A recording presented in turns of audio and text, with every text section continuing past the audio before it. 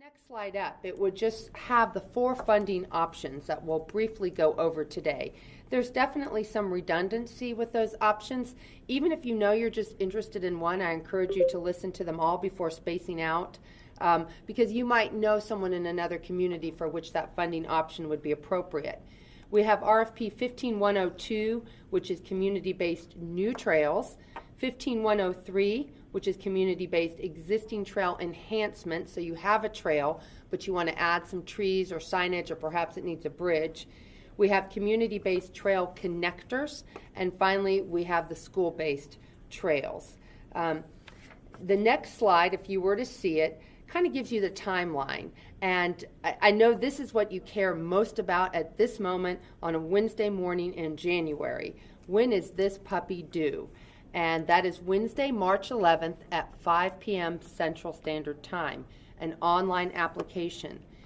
The funding recommendations are taken to the Sunflower Board of Trustees meeting in April, and then we expect funding announcements by Friday, April 17th. And we do expect then that a letter of agreement and that trail project will begin within 90 days of that. And so that gives you the prime time, the summer months, to build that trail. Now, after this webinar, or perhaps after you speak to me, you may think, we're not really so ready right now. So when's the next funding cycle? The next funding cycle will be late summer, early fall of 2015. So you will have another opportunity this year. We would much rather have you wait and put your time and energy into an application that has a really good chance of getting funded, rather than throw something together because you think this may be your only opportunity. And last but not least, you all know this, you do need to email and call me first so we can set up a conversation to talk a little bit about your project, make sure you have your ducks in order, and then I can send you the link to the online application. The reason we do this is not to try to be righteous about the application. It's because we want to save you time. We know everyone is limited on time. So I want to make sure that you are ready and you feel ready to fill out this application before I send you the link, and that you are successful. Now, again, if this is just like a conference call, isn't it great? We thought we'd gotten away from these in 2015, but if you, we're all wearing funny hats here, so that gives you something to think about. Who is eligible to apply for these grants? For the community-based grants, and that would be the new trail, the trail enhancements, or the trail connectors. That would be an instrumentality of state or local government. So if you're a state department, you're a municipality of a city or a county, you're eligible, or a nonprofit organization that has a tax-exempt status, basically a 501c3.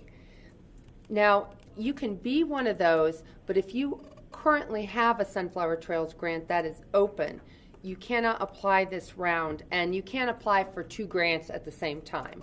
So it's 1 grant open at one time.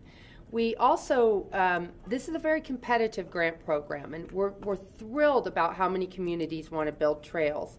But if you have been successful in the past in getting a trail grant from us, please understand that you may not be funded if you have received multiple grants in the past, because others need to have that opportunity as well. And this is all stuff we can talk about in that one-on-one conversation. And finally, the question is often asked, well, I'm part of a citizens group, Friends of Treeline Park, and we're not a 501c. We're just a devoted group of citizens. Can we apply for a trail grant? And my response would be most definitely yes. And in fact, those have been some of the most inspiring grants we've seen. But you will need to partner with either the city, the municipality, or a nonprofit with 501c status that can serve as your fiscal agent, someone who has the administrative infrastructure to be able to receive the grant funding and administer the grant. But as far as the legwork of putting the application together, getting the letters of support, even being the project manager, you can do that as a citizens group. So I'm moving on now to the school-based trails, and basically that's any school or school district serving Kansas students within a K through 12 grade span. Those are public schools because the trails need to be on public property. You could also be a 501c3 group that partners with a school district to help them get that trail, or you could be a PTO or a PTA that again uses the school as a fiscal agent, but perhaps you're a concerned parent that wants to get this trail. You can take the lead on the project. And again, it's a competitive grant program, so if you're part of a school district that's received 5 trail grants in the past, that would be taken into consideration as the review committee looks at the applications. I'm moving on now to, and again, I apologize for our technical difficulties, the criteria for the community-based new trails. This typically is the RFP that the majority of people are interested in. You can read all this, so I'm not going to go over it. The length, 1/2 mile, minimum 6 feet wide. We do consider the wider the better for multi-use, but it has to be a minimum of 6 feet. The materials are left to the discretion of you, the applicant.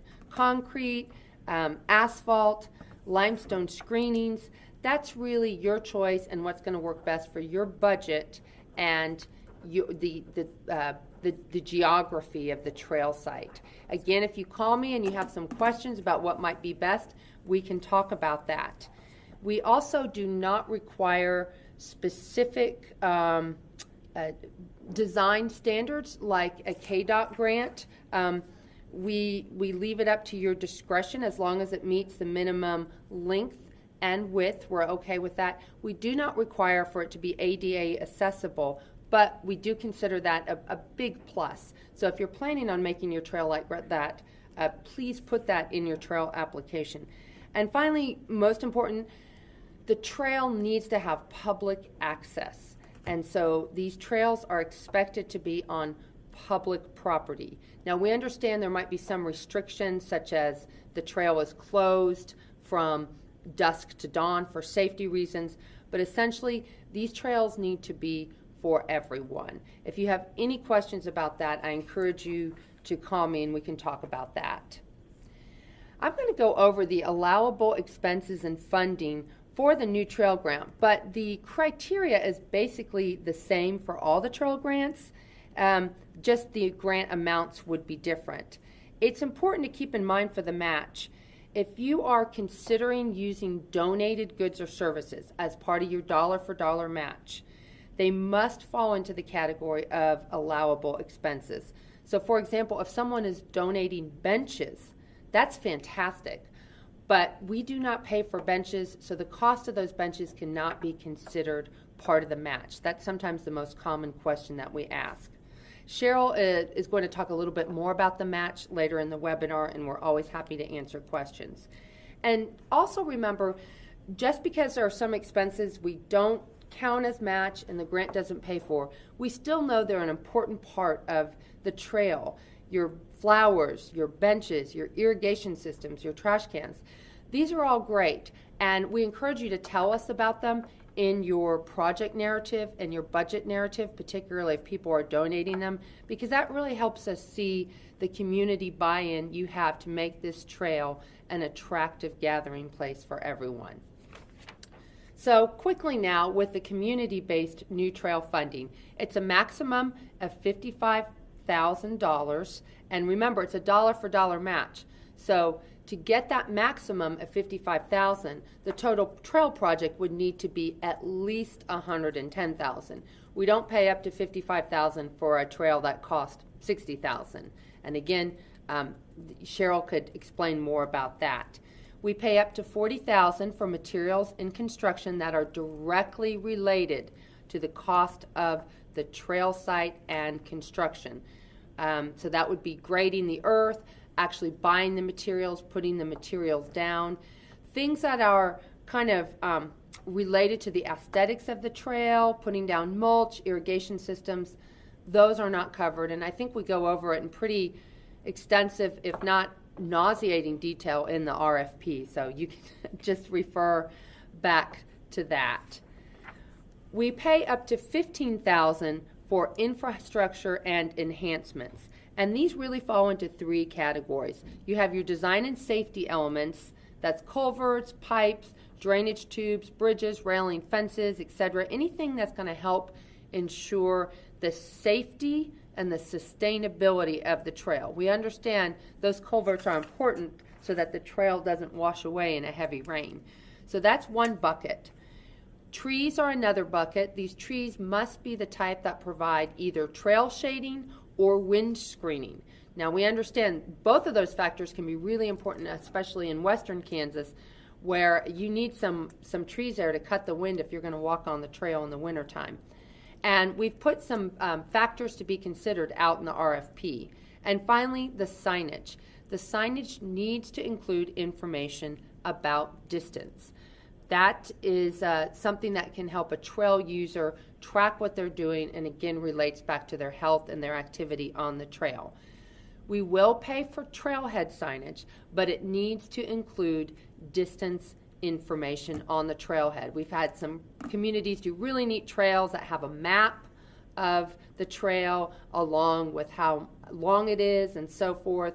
So something to that effect. And also keep in mind, we look at the overall price and scope of the project as it relates to these enhancements. So as an example, if you're doing a trail, a limestone screening trail that's $30,000, that's a great trail, but the budget is not that intense. So if you ask for a $15,000 sign, that's probably something that would not get funded. So again, think about your infrastructure and enhancements in relationship to the scope and the budget of the trail itself. We also get asked, well, do I have to put a certain number in each category with this design and safety, trees, distance, signage? No, you can play around with all of those within that bucket of $15,000. Now I'm going to pause here for just a second, and I'm not sure, because of our technical difficulty, if you're able to type in questions. If not, please, I hope you're jotting them down, and I'm trying to move a little bit quicker than normal so the boredom factor doesn't set in, and so that we have plenty of time for your questions at the end. What I want to say about RFP 15103, that's the one on existing trail enhancements. The existing trail has to be half a mile, it has to be at least 6 feet wide, it's expected to be on public property, etc. The one thing I want to point out about this is that we expect the application to really make a case for how these enhancements are going to enhance the trail, how it's going to improve the usability, how it's going to help the functionality. So let us know how these trees, how these signs, how these railings is really going to make the trail a better experience. We fund up to $20,000 in that RFP, and again, it's a dollar for dollar match. So to get the $20,000, you're spending $40,000 for the enhancements. Most people don't spend that much, so these, $15,000 for trees and signage and a bridge, we would pay $7,500 of that. Again, any combination of those variables. If you just need to put in a bridge and it's going to cost every bit of that, you can put all your eggs in that basket towards the bridge. I'm moving on now to 15104, which is the trail connector. This one can sometimes be the most perplexing. It's the one where we do not require that trail to be half a mile. In fact, that's why it exists. We realize that sometimes you may have two trails or a trail connecting to a sidewalk, but there might be 500 feet, 1,000 feet, where it's not done and it's just not very usable. This RFP is intended to fill that very specific gap. And it's really the onus is on the applicant to explain, because as you city engineers listening to this know, these connectors are not cheap to build. 500 feet of concrete can still give you a pretty good wallop to the budget. So we really expect those applications to demonstrate how this connector is going to connect trails or connect to access points and really facilitate the increased use of that trail. An example of a really good trail connector is down in Ottawa, Kansas. And they have the Prairie Spirit Trail, that's a linear trail, and they have the Flint Hills Trail. And these almost intersected, except there was about 1,000 feet where between the two, and there was kind of a busy, not very well kept road that you could have gone on, but it wasn't very safe, and there was no way for bicyclists to know this. So they received a grant to do a very nice, modest gravel bikeway along the road with some flagging for safety and then some very specific directional signage so that cyclists could know this Prairie Spirit Trail will connect to the Flint Hills Trail if I just follow this bike path here. So that's what we're really looking for these connector trails. And we do with this, we pay for, you'll have to advance those for me, Phil, please.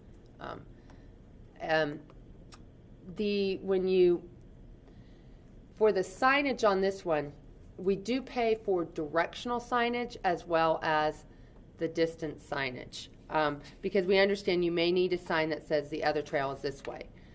Okay, moving on now to the school-based trail. This is the category that is a little bit different because, there we go, we do not require a half mile. This is because we realize schools often don't have that much land mass to build the trail, and it's in a more concentrated area. So it needs to be 1/4 mile long and a minimum of 5 feet wide. Again, wider's always better, but we respect the fact it's often a smaller plot of land. And again, public access is required. They're expected to be on public school property. Now, if you are one of those schools that actually has a lot of land, and you perhaps would have the funding to pursue a more ambitious trail, please call me and we can talk about that on a case-by-case basis. Moving on now to funding criteria and considerations, and I think this is really the heart of this webinar and the heart of the conversations we will have. It's helpful if you think about the criteria for the trail in 2 key ways. The first one, of course, is those engineering logistics criteria. Does the trail meet the minimum length and width? Is it on public property, et cetera, et cetera? But that's not enough. You also have to consider the second criteria, and that is really the role of the trail in the community. This isn't as black and white, but it's equally important. It's your opportunity to make the case of how this strip of concrete or how this loop of gravel, how it's going to actually affect the community. And there's a lot of factors that we will consider with your application. You have the chance to describe and document these factors with your grant narrative, with your budget narrative, getting letters of support from all sorts of partners can be incredibly helpful, from the health-related groups that you would naturally bring to the table, but also unexpected partners, say a historical society that wants to do creative signage on the trail, and so thus they tend to bring people out, or just regular people that might live in the neighborhood and will take the time to jot a letter saying, we really want this trail so I can take my kids out on their stroller. Think about the application as your opportunity, your best chance to demonstrate why your community wants this trail and how you plan to use it. So just a few things to keep in mind before we move on to the money stuff. Again, this is all taken into great consideration by our review committee. Is this trail project a direct response to an expressed desire for the trail by the community? So we're not really looking to help just fill in another line item on a city budget. I don't know a better way of saying that. We really want this to be something that not only the city government wants, but that the people living there really want and have expressed it. Feel free to use as much local data as you have to make your case. We don't really need to see CDC state data or county data about obesity rates. We understand that. We are familiar with that. What we do want to know is, have you done a community health assessment? Have you done any surveys? This is the fact where the letters of support really come into play. Have you had a city meeting or a town hall where people have gotten up to say, we really need more trails here? So Go local on this one. No matter how grassroots or informal the information is, we'd like to see that. We'd like to know that this trail project is part of a well-developed community health plan.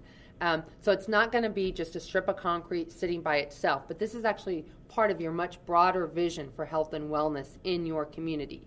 Now, there may be those cases where this might be the very first step. Maybe you are stepping out on a limb and you're trying to push your community in that direction, and this trail is going to be that first catalytic step. If that's the case, just let us know. Explain it to us. We're very interested in seeing all the different partnerships that this trail will bring to the table. Again, I mentioned unexpected partners like a historical society that wants to help with creative signage, parent groups, Weight Watchers, all different types of partners. We are interested in seeing who supports this trail, who's going to use this trail. And along those lines, we'd like to know how this trail will be promoted in the future. So there is nothing more sad for me as a program officer to go do what I call a drive-by of a trail where a community where I know we've done a trail.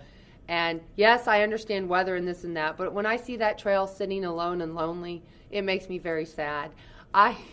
I would like to know what you plan to do to make sure people know that trail exists and they can get out on it. So through outreach, education, collaboration, and a well-defined plan of how you're going to track usage. I understand better than anyone, this can be a tricky issue. Trail counters are good, but they're expensive, and you need different ones for bikes and people, and sometimes they count the stray dog, so I get it. But there's other ways you can track usage. You can do surveys. You can use social media. We've seen a couple of communities use their trail Facebook page as a great way to track how many people are using the trail, and then sometimes starting online contest of how many times you visit. You can tell us we're going to, have 5 community events a year on this trail. So this doesn't need to just be a trail counter. We want some thought and creativity of how you're going to. And last but not least, again, I've mentioned the diversity of partners and the scope of collaboration. We can really see this based on if you're doing any fundraising for the trail, this really comes through loud and clear of the type of people you're bringing to the table. More and more communities are doing fundraising to raise those match funds and have done it very successfully. I'm happy to talk to you about that in one-on-one conversations and sometimes connect you to people that might be willing to share their tips. We also keep in mind what is the size of the community in relationship to the size, the scope, and the budget of the trail. So never is a community turned away because it's too big or too small. It's always on the merit of the application.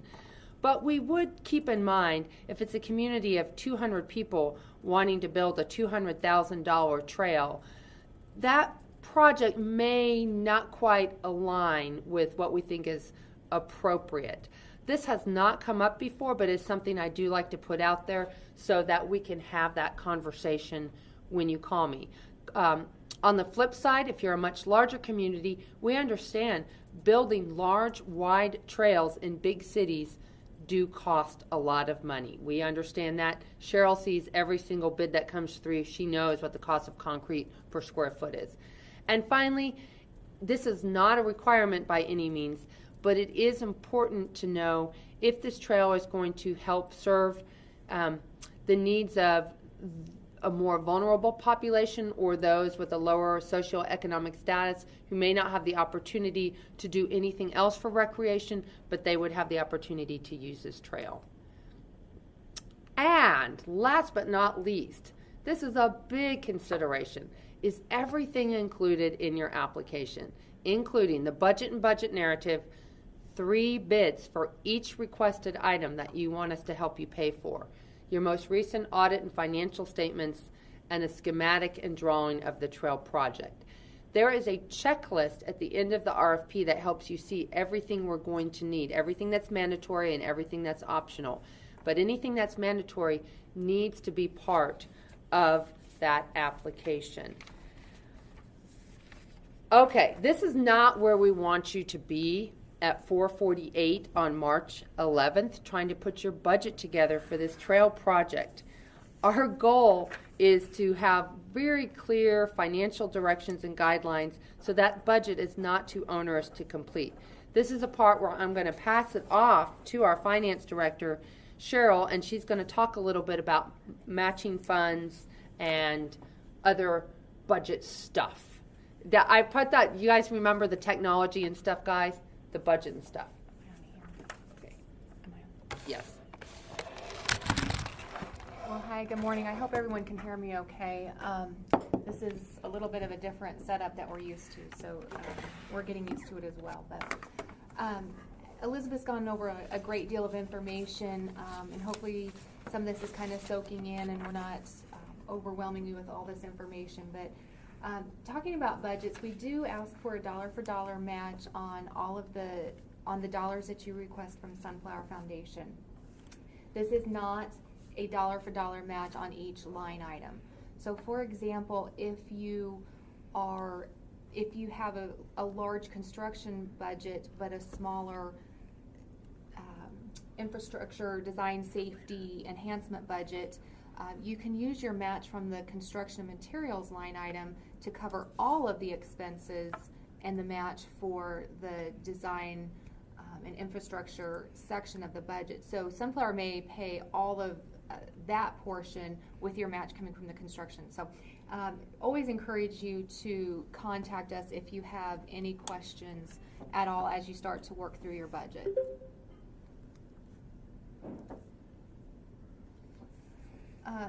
There are two ways you can meet your match requirement.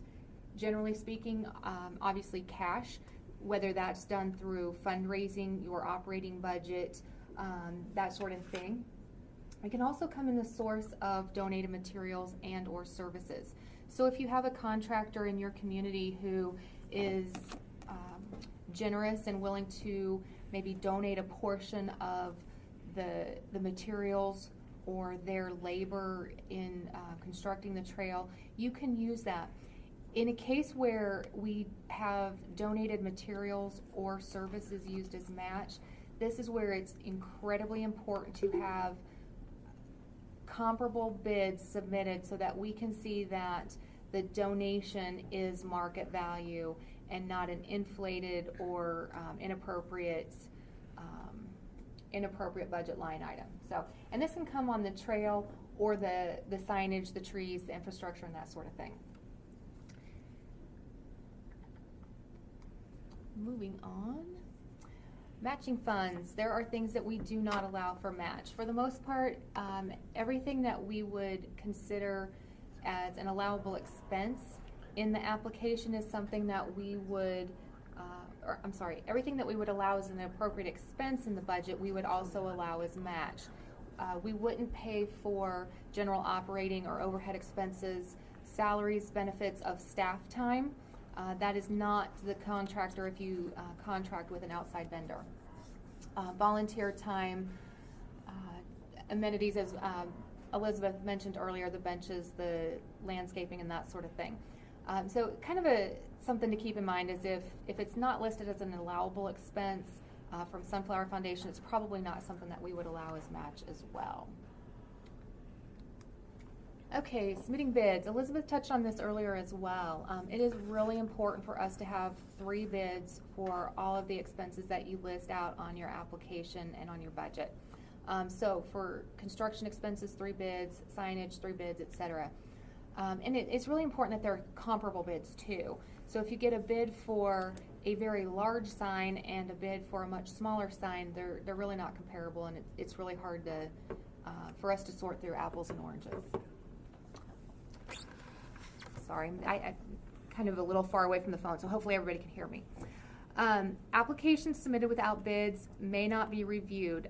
It's very difficult for us to sort through some of those and go back to applicant organizations. So it is really important that we do have those bids. In some cases, we understand that especially cities may have a policy that they cannot submit bids or obtain bids before they obtain the funding for it or secure funding. In that case, if you have that policy, please just provide the policy with your application. But then it is important if you can have some sort of an engineer's estimate or something to show how you got to the cost of your project.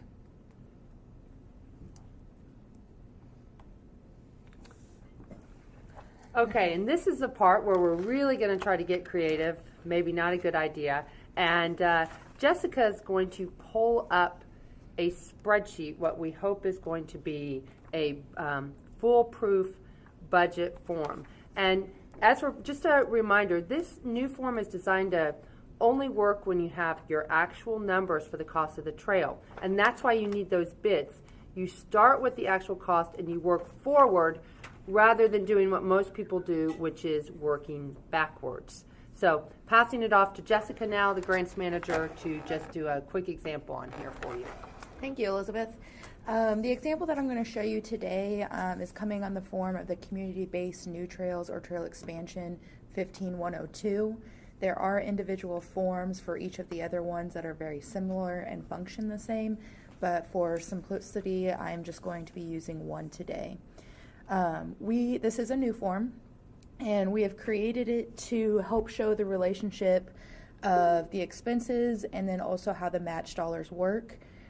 We will be going line item by line item, and hopefully you will see that as you put in your expenses, it will pull out the match dollars and show you exactly the sunflower portion and also what will be left over. So to quickly go through the form, up in the top right-hand corner is just kind of an informational section. We just want you to fill it out with your individual information, as well as the first couple of lines below the identifying trail budget form.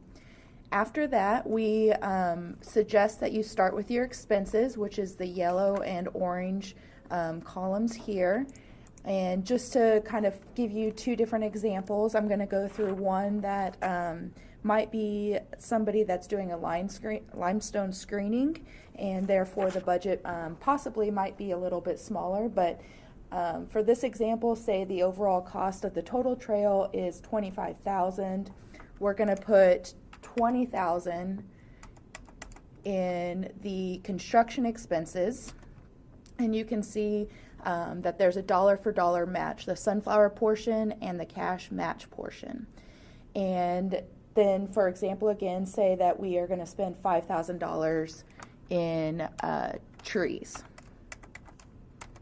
And again, it'll automatically break out the sunflower portion and then the cash match. You can see in this example that it's dollar for dollar in both the yellow section and in the orange section.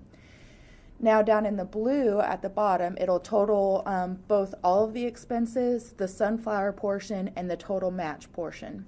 The important part here to note is that whatever's in this blue column here automatically populates up into this green portion here. So you will already have what Sunflower is going to fund based on the expenses that you've inputted. Then you can go in and add how you are going to fund the rest of the project, whether it be from the application itself or donated materials or whatever the case may be, again, as long as it's allowable. So to take out this example and move into one that maybe falls outside of maybe above the match, we can go into one that maybe would be a concrete based project and say again that the overall project is now $120,000. Again, just keep things simple. We're going to say $100,000 of it goes into the concrete. You can see that Sunflower would pay $40,000 because that would be the cap for that section, and the cash match would have to be $60,000. If we go down to the infrastructure and say in this example, if we have a $20,000 bridge, we can put this in here, and you can see that overall in the blue column there is still a dollar for dollar match, and the total expenses that Sunflower will be funding is $55,000. But since there is a $15,000 cap on the infrastructure section, it will not be dollar for dollar necessarily in that exact line item. But the main thing to remember is that overall, the project itself will be dollar for dollar. Again, the total portion is populated up into the green portion here. And again, you would fill in the rest of the funding.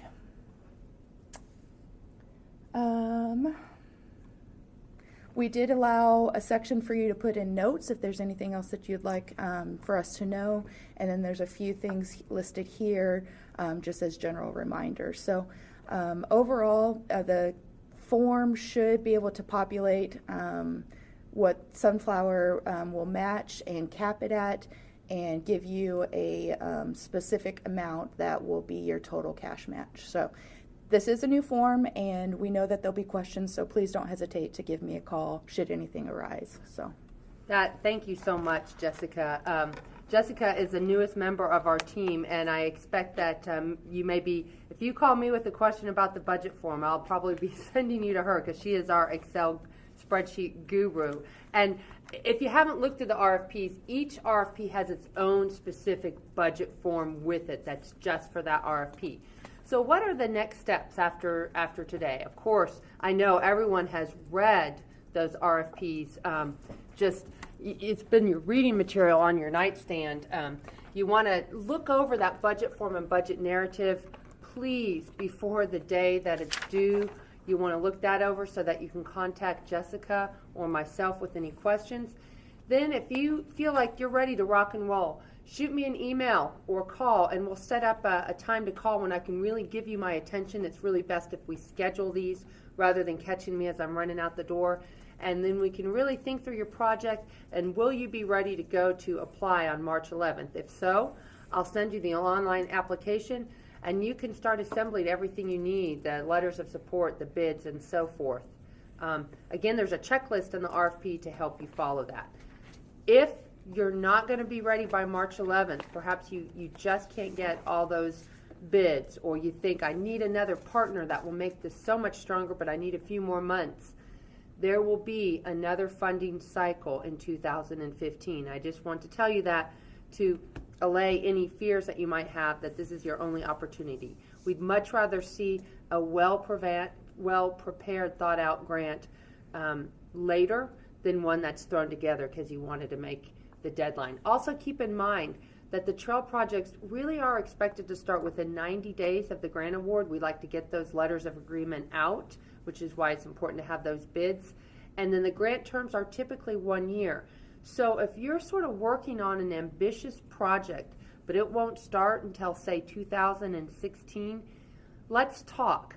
There are ways in which we might be able to show our support, write a letter of support that you can use to continue to fundraise and so forth, but right now may not be the perfect time to actually put in the grant application, because then the grant would just be sitting there until your project actually gets off the ground.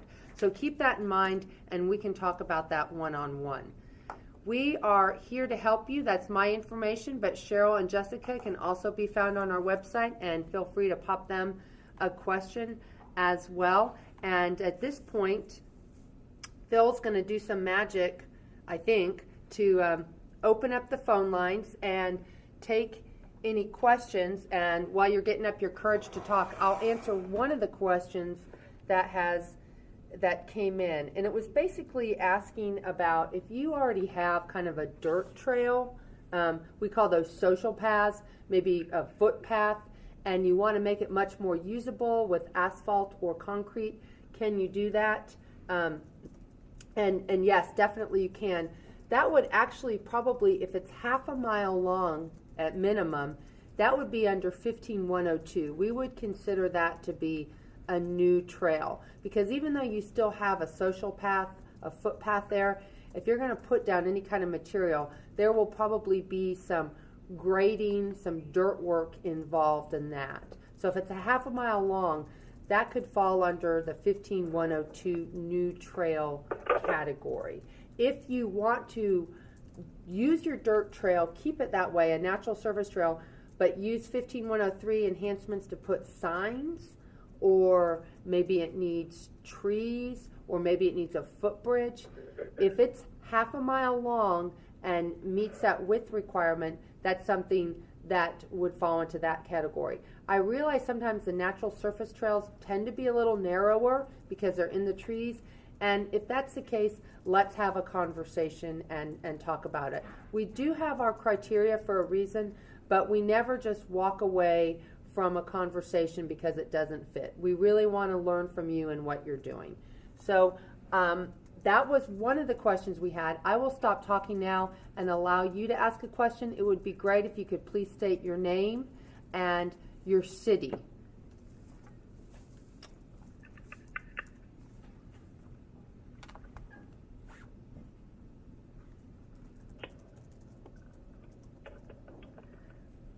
Okay, if no one asks a question, I don't want to have to start asking people from our office to ask any, because that's really embarrassing. Any questions out there that we haven't been able to answer? Hello, can you hear me? Yes, we can. Great. Okay. So on the one-to-one, I'm sorry. This is Ashton Martin from the Kansas Land Trust in Lawrence, Kansas. And my question is, with the one-to-one match, if we're concurrently applying for another grant, would that suffice for demonstrating the one-to-one match, or does that other grant need to be secured? That is a great question, and I'm so glad you asked it.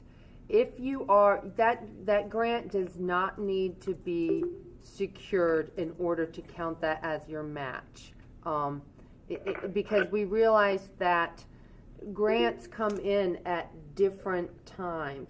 If you tell us we have applied for this grant, we are expecting this grant to count as our match, we can live with that. Now, of course, what happens if that grant doesn't come in, you will be expected to find the match funds in other ways, or of course the project doesn't happen. But Cheryl, did I answer that to your satisfaction? Yeah, I'm sorry, this is Cheryl. I agree completely with what Elizabeth said. I think the key factor would be just having a kind of a plan B, or some other way to maybe start exploring it if that grant doesn't come through. But then also it would be kind of important to explain in your application kind of an anticipated timeline on when you might hear from the other funding source. If it's 12 months down the road, that might not be your best option, either to use it as your match or to apply now. So I think the key is we want to work with you. It's just making sure that we kind of stay within the criteria as much as possible. Does that help? Thank you very much. Absolutely. Yeah, and I'm really glad you asked about grants, because sometimes the question we get is it okay if we use other grants as as match? Definitely. And in fact, if when we call and have the conversation, I might have some ideas on where you might go. I mean, the Kansas Health Foundation does their recognition grants twice a year, March and September, and they have helped fund trails before. We've had grantees use that as match funds. Community foundations can be wonderful places to sometimes set up an account where people can donate and use that, or they might have grants in that direction. There's a lot of different opportunities out there, and we love to see applicants leverage grants off each other. All right. Thank you.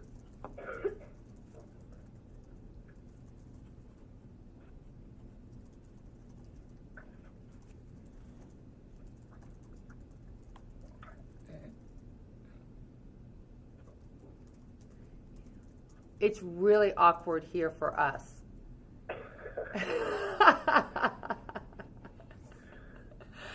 Were we just so incredibly thorough that we have absolutely no questions? I think you guys were very thorough, for what it's worth.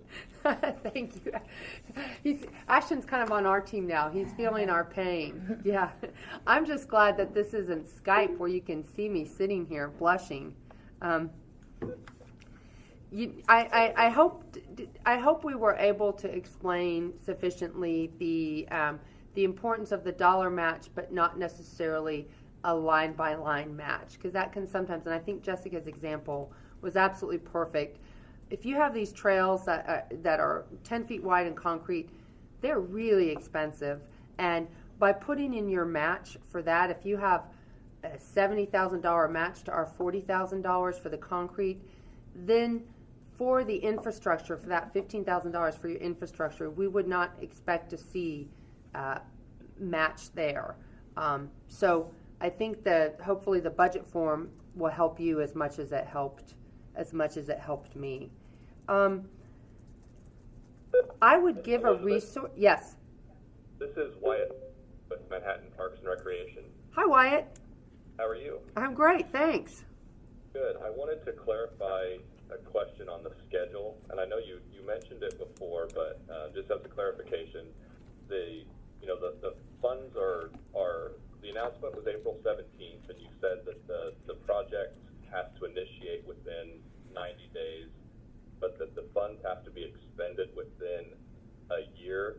So is the goal for this round of funding to be able to build something this summer in 2015 or the fall of 2015, or could those funds be rolled and have the construction actually in 16?